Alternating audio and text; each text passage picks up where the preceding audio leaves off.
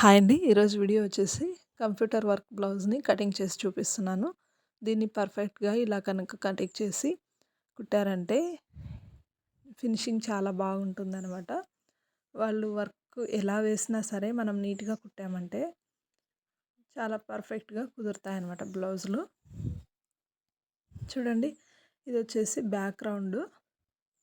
ఇది back design చూడండి. లోపల పేపర్ పెట్టేసి వర్క్ వేసేటప్పుడు పేపర్ పెడతారు కదా అది. ఇది వచ్చేసి బ్యాక్ డిజైను. ఫ్రంట్ డిజైన్ వచ్చేసి స్ట్రైట్ వేశారనమాట. క్రాస్ వేయాల్సింది. క్రాస్ కటింగ్ కావాలి వీళ్ళకు. కానీ ఫ్రంట్ స్ట్రైట్ వేసినందువల్ల మనం కూడా స్ట్రైట్ కటింగే చేయాలి. ఇప్పుడు నేను కటింగ్ చూపిస్తున్నాను, వచ్చేసేయండి. లైనింగ్ క్లాత్ డబల్ ఫోల్డింగ్ చేసి బాడీ పార్ట్ అంటే బ్యాక్ పార్ట్ని కట్ చేసుకోవాలి. ఇప్పుడు బాడీ పార్ట్కి మార్కింగ్ చేయడం అయితే చూపిస్తున్నాను చూడండి. కింద సైడు ఒక 1/2 ఇంచ్ మార్క్ చేసుకోవాలి మార్జిన్ కోసము. మార్జిన్ కోసం నేను ఇప్పుడు ఒక 1/2 ఇంచ్ మార్క్ చేస్తున్నాను.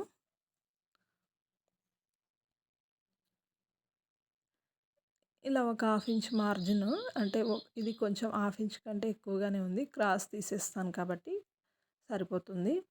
ఇలా ఒక లైన్ వేసిన తర్వాత ఈ లైన్ దగ్గర నుంచి బ్లౌజ్ పెట్టేసి బ్లౌజ్ పొడవు ఎంతైతే ఉంటుందో అంతకన్నా ఒక 1/2 ఇంచ్ ఎక్స్ట్రా మార్క్ చేసుకోండి. ఇది వచ్చేసి ఇప్పుడు 15 ఇంచీలు వస్తుంది. అదే 15 ఇంచీలే ఇంకొక చోట కూడా అంటే యువతల సైడు దాదాపు ఒక 12 ఇంచీల దగ్గర మార్క్ చేస్తున్నాను. కొంచెం దూరంలో ఇలా మార్క్ చేసుకోండి. తర్వాత ఈ రెండు మార్కింగ్ని ఇలా కలిపి ఒక గీత గీయండి.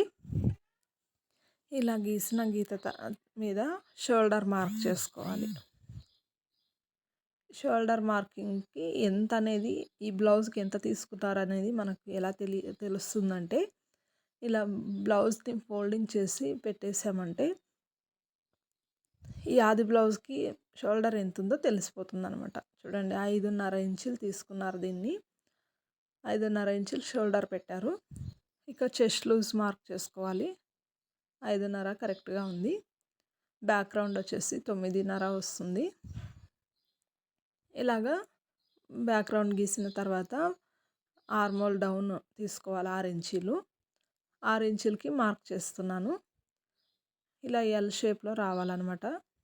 ఆర్మోల్ రౌండ్ 6 ఇంచులు తీసుకున్నాను డౌను. 1.5 ఇంచ్ మార్క్ చేయాలి ఇక్కడ క్రాస్గా. 1.5 ఇంచ్ తీసుకున్నామంటే చాలా పర్ఫెక్ట్గా కుదురుతాయి అన్నమాట బ్లౌజులు. 9.5 ఇంచులు చెస్ట్ లూజ్. 19 ఇంచులండి చెస్ట్ లూజ్ అంటే 38 ఇంచులు చెస్ట్ లూజ్ ఇది. అందుకని నేను 4వ భాగం 9.5 తీసుకున్నాను. 2 ఇంచులు ఖర్చు కోసము. పైన ఏ విధంగా 2 ఇంచులు తీసుకున్నామో కింద కూడా అదే 2 ఇంచులు ఖర్చు తీసుకోవాలి. 9.5 ఇంచులు చెస్ట్ లూజు. నడుము దగ్గర కూడా 9.5 తీసుకుని ఇక్కడ ఆర్మోల్ స్కేల్ ఉంటే కనుక మార్క్ చేసుకోండి. లేదా ఇలాగ ఈజీగా రౌండ్ కర్వ్ తిప్పితే చాలు. 8.5 ఇంచులు ఆర్మోల్ రౌండ్ వస్తుందన్నమాట. ఆర్మోల్ రౌండ్ 8.2 వస్తుంది. 8.5 వచ్చినా పర్లేదు. ఇది లైనింగ్ బ్లౌజ్ కాబట్టి. నేను చూస్తున్నది వచ్చేసి సింగిల్ బ్లౌజ్. ఇది కరెక్ట్గా సరిపోయింది. ఇప్పుడు ఈ మార్కింగ్కి 8.5 వచ్చిందండి. కరెక్ట్గానే ఉంది. ఇప్పుడు దీంట్లోనే మనం రౌండ్ గీయాలి. కాకపోతే ఇది నార్మల్గా మనము బ్లౌజ్ కటింగ్ చేసేటప్పుడు, కానీ ఇది రౌండ్ కట్ చేయట్లేదు నేను. రౌండ్ అలాగే ఉండి చుట్టూరా కటింగ్ అయితే చేసేస్తున్నాను. ఎందుకంటే ఇది డిజైన్ బ్లౌజ్ కాబట్టి కటింగ్ చేసేటప్పుడు రౌండ్ని అట్లా పెట్టేసి కటింగ్ చేసుకోండి. కుట్టిన తర్వాత కట్ చేసుకోవచ్చు. ఇక్కడ ఖర్చు దగ్గర ఒక ఖర్చు పెట్టేసేయండి. ఇక్కడ రౌండ్ దగ్గర కూడా ఒక ఖర్చు పెడితే మనకు రౌండ్ వెడల్పు తెలుస్తుంది. ఇప్పుడు స్లీవ్స్ మార్క్ చేసుకోవాలి. స్లీవ్స్ వచ్చేసి ఒక సైడ్ ఎక్కువ ఒక సైడ్ తక్కువ ఇలా తీసుకుంటే ఒక సైడ్ మాత్రమే జాయింట్ పడుతుంది. ఒక సైడ్ మాత్రమే మనము జాయింట్ వేసుకోవాల్సి వస్తుంది. ఇప్పుడు హ్యాండ్స్ పర్ఫెక్ట్‌గా ఎలా కట్ చేసుకోవాలో చూపిస్తున్నాను చూడండి. ఇదొచ్చేసి సంక లూజ్ అనమాట. 7 2 వచ్చింది. ఇదొచ్చేసి ఆర్మోల్ రౌండ్. ఇది సంక రౌండ్ అని కూడా అంటారు. 8.5 వచ్చింది. ఇది ఇలా చూసుకుంటే గనక పర్ఫెక్ట్‌గా హ్యాండ్స్ సరిపోతాయి. ఖచ్చితంగా సంక లూజ్ అయితే చూసుకోవాలి స్ట్రైట్‌గా. ఒక 3 ఇంచీలు డౌన్ పైనుంచి కిందకి 3 ఇంచీలు డౌన్ దగ్గర సంక లూజ్ చూసుకోవాలి. స్ట్రైట్‌గా చూసుకుంటే అదే సంక లూజ్ అనమాట. ఇంకొకసారి కూడా చూపిస్తున్నాను చూడండి మీకు. ఇలాగా సంక దగ్గర కుట్లు ఉన్నాయి కదా! అక్కడ నుంచి స్ట్రైట్‌గా పట్టుకుంటే ఇలా సంక లూజ్ అనేది తెలుస్తుందనమాట. ఇలా మార్కింగ్ చేసుకుంటే సంక లూజ్ ఇదే పర్ఫెక్ట్‌గా సరిపోతుంది. తర్వాత ఇదొచ్చేసి సంక రౌండు. చంకా దగ్గర రౌండ్ ఇది. చూడండి పర్ఫెక్ట్‌గా సరిపోయింది. ఎక్కడైతే డౌన్ వస్తుందో అక్కడ మాత్రమే తీసుకోవాలి. 8.5 కదా! ఇలా చూసుకుంటే చూడండి 3.5 ఇంచులు సంక డౌన్ తీశారు. ఇలా అండి ఈజీగా స్లీవ్స్ కటింగ్ చేసుకోవచ్చు. ఒక వీడియోలో అయితే కామెంట్‌లో అడిగారనమాట.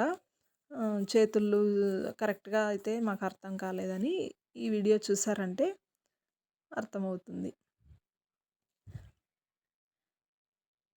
ఇప్పుడొచ్చేసి చేతులు లూజ్ మార్క్ చేసుకోవాలి. 6 ఇంచుల దగ్గర 5.75 కావాలి. 6 ఇంచులు మార్క్ చేశాను లైనింగ్ బ్లౌజ్ కాబట్టి. ఇలాగా మనము ఖర్చు కోసం కూడా మార్క్ చేసి కటింగ్ చేసేసుకోవాలి. స్లీవ్స్ కటింగ్ అయిపోయింది. తక్కువ వచ్చిన క్లాత్‌ని చివరన మనము జాయింట్ చేసుకోవచ్చు కుట్టేటప్పుడు. ఇప్పుడొచ్చేసి ఈ ఈ క్లాత్ అంతా ఫ్రంట్ పార్ట్‌కి. ఇప్పుడు స్ట్రైట్ కటింగ్ అయితే ఇలా పెట్టేసుకోండి. ఇది స్ట్రైట్ కటింగే కాబట్టి నేను స్ట్రైట్‌గా పెట్టేసాను క్లాత్‌ని. బ్యాక్ పార్ట్ క్లాత్‌ని.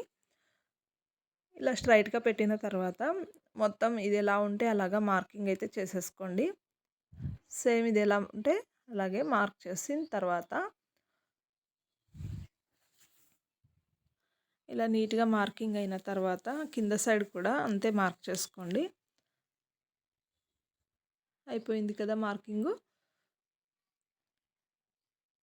చూడండి ఇప్పుడు ఒక 1 ఇంచు ఎక్స్ట్రా కూడా మార్క్ చేసుకోండి.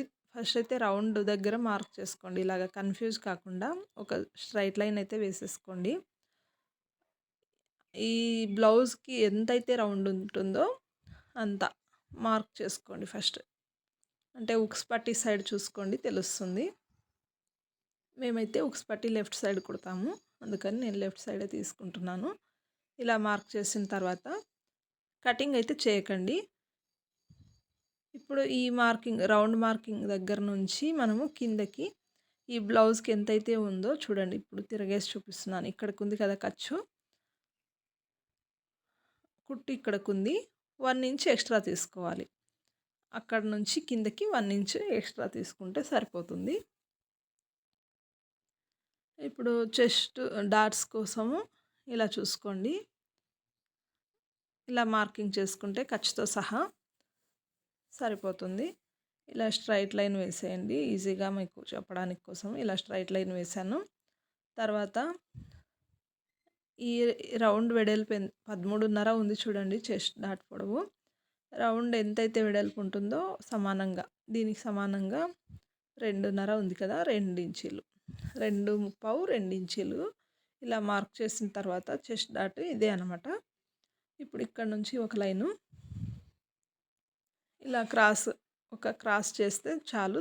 క్రాస్ పట్టి అయితే వచ్చేస్తుంది. ఇప్పుడు ఈ ఫ్రంట్ పార్ట్ మార్కింగ్ అంతా అయిపోయింది కదా. చూడండి కరెక్ట్‌గా 9.5 ఉండేటట్టు చూసుకుని మార్కింగ్ చేసి ఇదంతా కటింగ్ చేయాలన్నమాట. ఈ ఎక్స్ట్రా క్లాత్ మనకు అవసరం లేదు. ఇప్పుడు కింద వైపు కూడా 1 ఇంచ్ ఎక్స్ట్రా మార్క్ చేసుకోండి.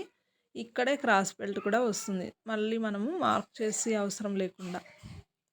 ఇది స్ట్రైట్ క్లాత్ కాబట్టి ఇలా ఇక్కడే క్రాస్ బెల్ట్ వచ్చేస్తుంది.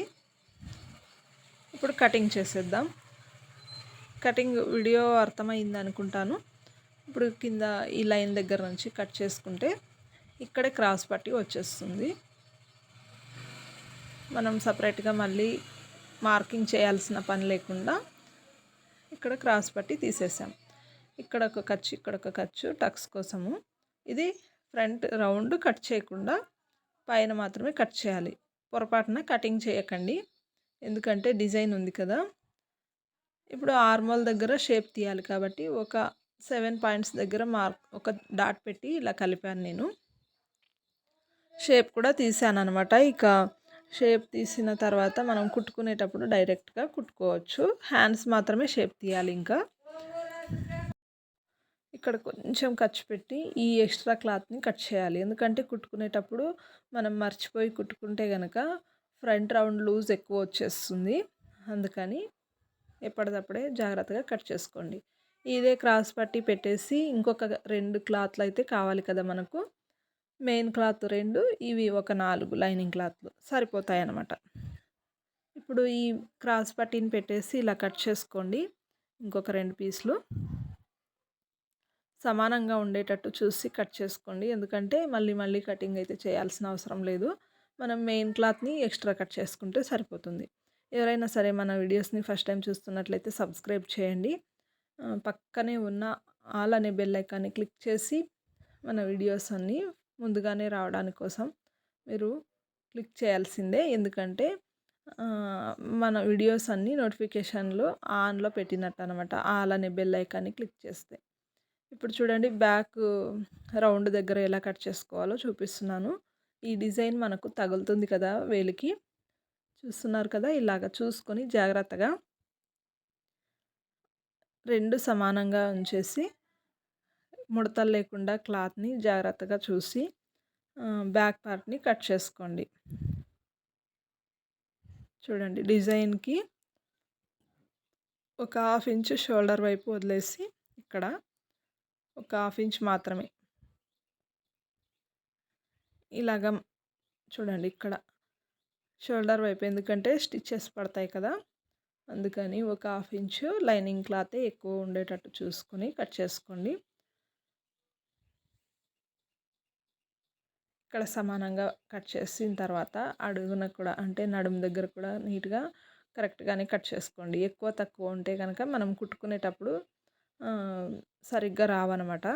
సంక వైపు మాత్రమే ఒక 2 పాయింట్లు ఎక్కువ కట్ చేసుకోండి. ఇప్పుడు బ్యాక్ పార్ట్ కటింగ్ అయిపోయింది కదా, చూపిస్తున్నాను చూడండి. సమానంగా ఉన్నాయన్నమాట. అడుగున పీసు ఇది కరెక్ట్గా ఉన్నాయి చూడండి. ఇలా కట్ చేసుకున్నామంటే కనుక కుట్టేటప్పుడు ఈజీగా కుట్టుకోవచ్చు. ఫినిషింగ్ కూడా చాలా బాగుంటుంది.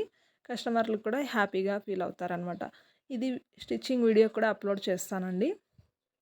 కటింగ్ ఒక్కటే చూస్తే అర్థం కాదు కదా, నేను స్టిచ్చింగ్ ఎలా చేస్తానో కూడా వీడియోని అప్లోడ్ చేస్తాను రేపు. ఈరోజు ఈ వీడియో అయితే చూసేయండి. స్లీవ్స్ కూడా చూడండి. ఇక్కడ సెంటరు తక్కువ వచ్చిన క్లాత్ని ఎలా జాయింట్ చేసుకోవాలో వీడియోలో కూడా చూపిస్తాను. ఇప్పుడు చూడండి, సెంటర్ ఇది ఫ్లవర్స్ ఉన్నాయి కదా, ఈ మధ్యలో మనము క్లాత్ని పెట్టేసి ఇలాగా కొంచెం ఎక్స్ట్రా కట్ చేసుకోండి. క్లాత్ని, మెయిన్ క్లాత్ని ఇలా ఎక్స్ట్రా కట్ చేసుకుంటే సరిపోతుంది. ఈ బార్డర్ మనకు అవసరం లేదు. కటింగ్ అయితే చేసేద్దాం. ఇప్పుడు దీన్ని మధ్యలో కట్ చేసుకోవాలి. స్లీవ్స్ కటింగ్ అయిపోయింది. జాయింట్స్ చూడాలంటే కనుక వీడియో చూసేయండి. నెక్స్ట్ టుమారో వచ్చే వీడియోని, స్టిచ్చింగ్ వీడియో చూసేయండి, అర్థమవుతుంది. ఇలా కటింగ్ చేసుకుని పెట్టారంటే చాలా పర్ఫెక్ట్గా బ్లౌజ్ కుదురుతుందండి, నాది గ్యారంటీ. మీరు ఒకసారి ఇలా ట్రై చేయండి. చూడండి, ఫ్రంట్ పార్ట్ స్ట్రైట్ కటింగ్కి అయితే వేశారు కానీ డిజైను, కానీ ఊరికే స్ట్రైట్ వేశారనమాట. రౌండ్ ఇవ్వలేదు అస్సలు, కొంచెం కూడా రౌండ్ కరువు తిరగలేదనమాట. చూడండి, స్ట్రైట్గా వచ్చింది. ఇలా ఉంటే కనుక ఏమవుతుంది, అసలు రౌండే రాలేదు కదా, మనం ఎలా కట్ చేసుకోవాలి. అందుకని నేను చూపిస్తున్నాను చూడండి. ఇప్పుడు ఇది రౌండ్ పొడవు అనమాట, 6.5 ఇంచీలు కదా రౌండ్ పొడవు. చూడండి, ఇలాగా ఎక్కడికైతే సరిపోతుందో అక్కడే పెట్టుకోండి. మనకు డిజైన్ అస్సలు కట్ కాకూడదు. ఒక్క పాయింట్ కూడా డిజైన్ కట్ అవ్వకుండా మనము స్టిచ్చింగ్ చేయాలన్నమాట. చూడండి, ఇలాగా మనము నీట్గా లైన్ దగ్గర మార్కింగ్ ఉండాలన్నమాట. ఈ స్టిచ్చింగ్ అంటే డిజైన్ స్టిచ్ చేశారు కదా, అక్కడ కరెక్ట్గా మార్కింగ్ ఉండేటట్టు చూసుకొని తక్కువ వచ్చే క్లాత్ని మనం కుట్టుకునేటప్పుడు జాయింట్ చేసుకోవాలి. అలాగైతేనే ఈ రౌండ్ వాళ్ళకు ఈ బ్లౌజ్కి రౌండ్ వస్తుందన్నమాట. లేదు అంటే డిజైన్ కట్ అయిపోతుంది. ఈ డిజైన్ కట్ అవ్వకూడదు అంటే ఇక్కడ జాయింట్ వేసుకోవాలి. అది జాయింట్ ఎలా వేసుకోవాలో వీడియోని మిస్ అవ్వకుండా చూడండి, స్టిచ్చింగ్ వీడియోని. ఇప్పుడు లెఫ్ట్ సైడ్ క్లాత్ కూడా అంటే లెఫ్ట్ సైడ్ పార్ట్ కూడా ఇక్కడ తీసుకుంటున్నాను. అదేమో సరిపడా తీసుకోవచ్చు అనమాట. దానికి డిజైన్ ఉండదు కాబట్టి ఏ జాయింట్స్ అయితే పడవు. పర్ఫెక్ట్‌గా సరిపోయేటట్టే తీసుకోండి.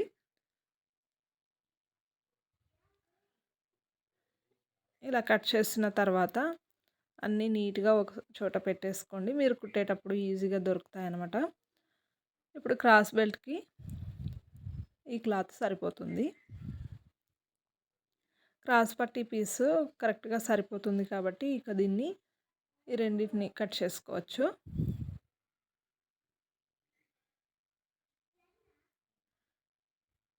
మధ్యలోకి కట్ చేస్తే ఇవే 2 సరిపోతాయన్నమాట. ఈ ఎడమ వైపు ఉన్న క్లాత్ ఎక్స్ట్రా క్లాత్‌ని తీసేయాలి. ఇప్పుడు చూడండి, ఈ క్లాత్‌ని మనము ఫ్రంట్ జాయింట్‌కి, చేతుల జాయింట్‌కి సరిపోయేటట్టు చూసుకోవాలి. చూడండి, ఫ్రంట్ కరెక్ట్‌గా ఒక 2 ఇంచీలు జాయింట్ అయితే పడుతుంది. చూడండి, తక్కువ ఉంది కదా, అందుకని క్లాత్‌ని జాగ్రత్తగా పెట్టుకోండి. క్లాత్‌ని మాత్రం మిస్ చేసుకోకండి. ఎందుకంటే జాయింట్స్ ఉన్నాయి కదా చేతులకి, అలాగే రౌండ్ దగ్గర. ఫ్రంట్ రౌండ్ ఎప్పుడైనా సరే జాయింట్స్ ఎలా చేసుకోవాలో ఈ వీడియో ఉంటుంది, చూసుకోండి. ఇది బ్యాక్ నడుము పట్టీకి సరిపోతుంది క్లాత్. 1.5 ఇంచ్ వెడల్పుతో తీసుకున్నాను. Okay friends.